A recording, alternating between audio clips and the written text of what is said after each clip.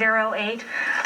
It was a Metro North train that was headed from Poughkeepsie. It left at 5:54 this morning. It derailed around 7:22. It was headed to Grand Central. The latest numbers that we had that continue to change throughout the morning because as Commissioner Kelly was saying, while there were about 100 passengers on board, there's no really way, there's no manifesto as to who's on the train or anything, but they think about 100 people were on board. 4 people were killed. 3 of them actually were found outside of the train. 11 people in serious condition, and about 63 to 67 people. The numbers keep going back and forth as far as how many total injuries. And one of the passengers on that plane, Stephen Ciccone, spoke with us just a short time ago. He told us he was sitting in the middle of one of the cars where the 2 seats face each other, and he was near the wall, and he told us that he believes he's alive because he was near the wall and he did not go through the windows when they blew out. And you can see actually in this chopper shot that that black window laying on the ground there. The debris just from this derailment, incredible, as we continue to get more pictures from the scene. And when we pull out, you really get a sense of where this is. Actually, what you're looking at is the first car that almost ended up in the Harlem River. This is where the Harlem meets the Hudson River. It's right next to the Henry Hudson Bridge, and this picture's really incredible. Some would say it's a miracle that the train didn't end up in the river. The numbers, the fatalities and injuries, no doubt would have been so much more had that been the case. The FDNY also talked about just getting to this scene. Janelle Burrell, our reporter, got there herself around 8 o'clock and said she saw firefighters climbing over track to get into the cars to try to help people. The FDNY said it was a little difficult getting down there because this train station is actually down a hill. So getting there, they said, was a little difficult, but they were able to do so quickly. And they really did credit the fire commissioner, the drills that they do, that they prepare themselves to respond to incidents like this one. That's right, getting them out and getting into the hospitals. And that's where our Amy Dardashtian is at New York Presbyterian with the latest. Amy?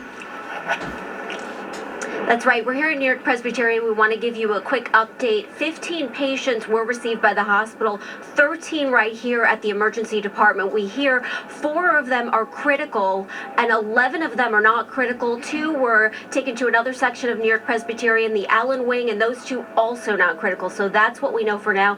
4 critical and 11 not critical. Back to you guys. All right, Amy Dardashtian live at New York Presbyterian. The total number, that of course just a handful of the people affected, more than 60 people injured, 11 people critically. The fire department earlier today, the chief of department saying he expected those 11 people in critical condition to survive. But Cindy, as you were saying earlier, one of the passengers at St. Barnabas went there with a spinal injury. That's right. It's the latest numbers we have from St. Barnabas Hospital. 8 patients were taken there. 8 are in stable condition, 2 are critical, and as you mentioned, one of the critical patients is a man with a spinal cord injury at St. Barnabas. Governor Andrew Cuomo got to the scene fairly quickly. He spoke to reporters earlier. Let's listen to what he had to say. It's obviously a very tragic situation. The first order of business is to care for the people who were on the train. As you heard, unfortunately, there are 4 fatalities, 63 injuries, and those people are being cared for right now.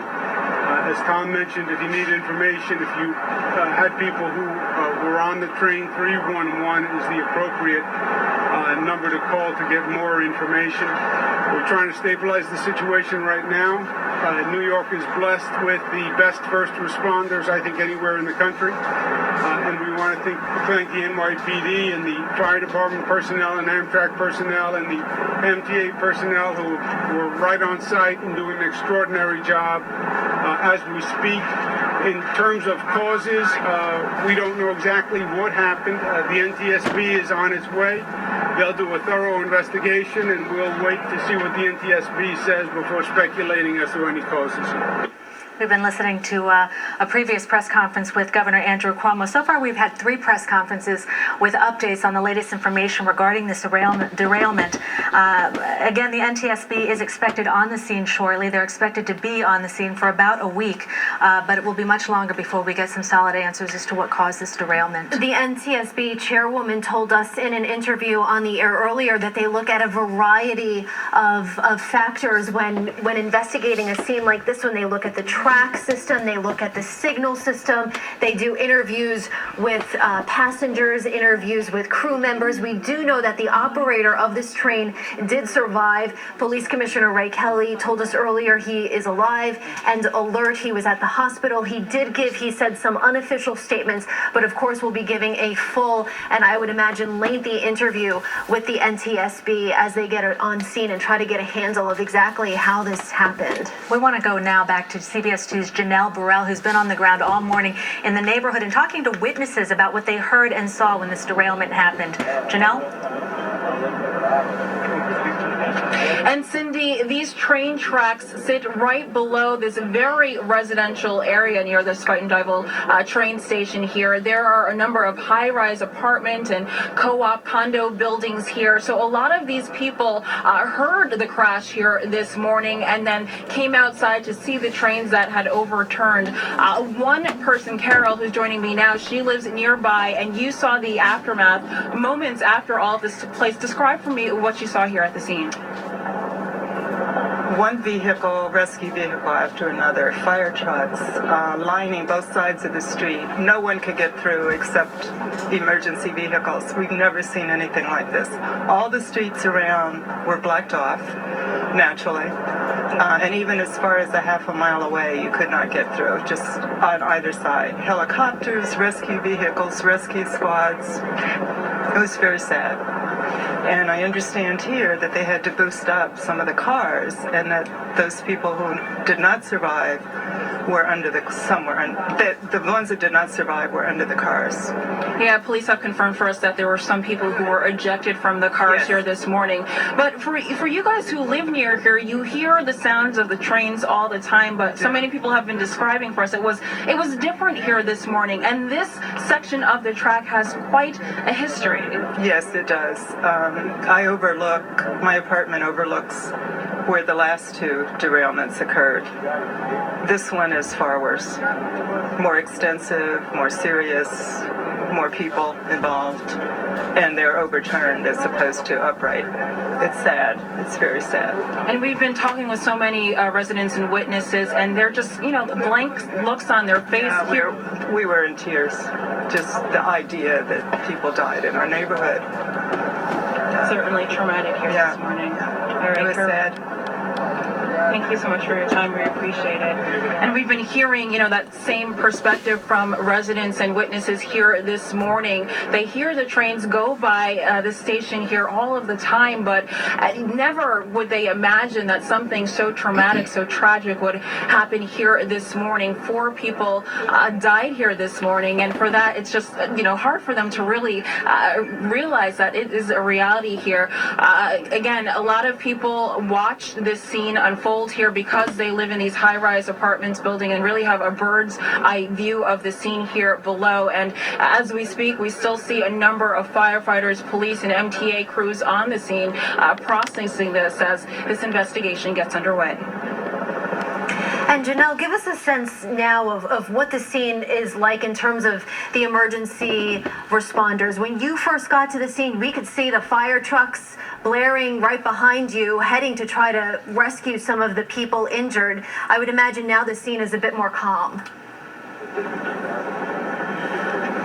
Yeah, it is. When we first got here near where the location is, they had this entire perimeter blocked off, as is still the case right here this morning. But we saw those ambulances, those fire trucks and police rushing here to get to the victims who were still trapped on board. All of those people, as we've reported, have been taking off and accounted for. So right now it's more of a recovery operation as this investigation gets underway, but there are a number of people still on the tracks, and up where we're standing, there's a lot of media as well as residents watching all of this as it continues to unfold. All right, Janelle Burrell live at the scene talking to witnesses and neighbors.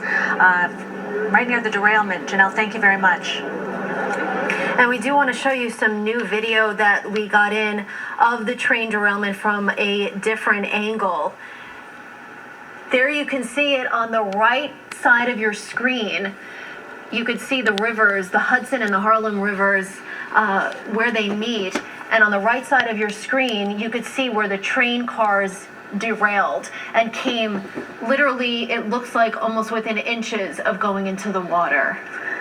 This is right near the Henry Hudson Bridge. It happened again at 7:20 this morning, and I'm sure there's going to be a lot of different pictures and video coming in. So we're saying people just shooting things with their cell phone, because this has been going on since 7:20 this morning. Again, this was train 8808. It was from Poughkeepsie. It was heading to Grand Central. The latest numbers we have, about 100 people were believed to be on board at the time. 4 people were killed. 3 of those people were likely thrown from the train, is what officials are telling us. Of those injuries, about 67 injuries, and 11 of them serious.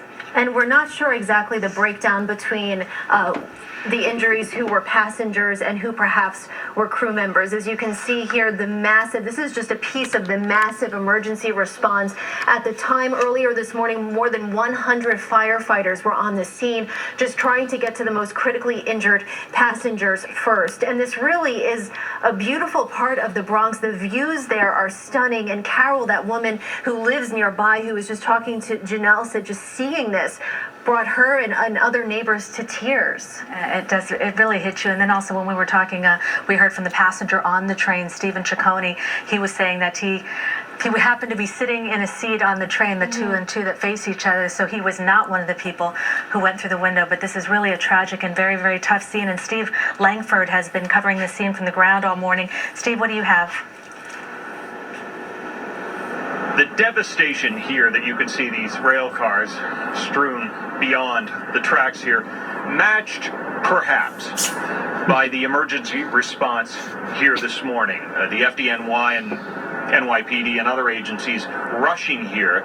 The fire department training for just this kind of thing, managing to get airbags that they use for something just like this, getting them down this cliff here, and lifting up these rail cars in order to rescue people who were trapped underneath the trains.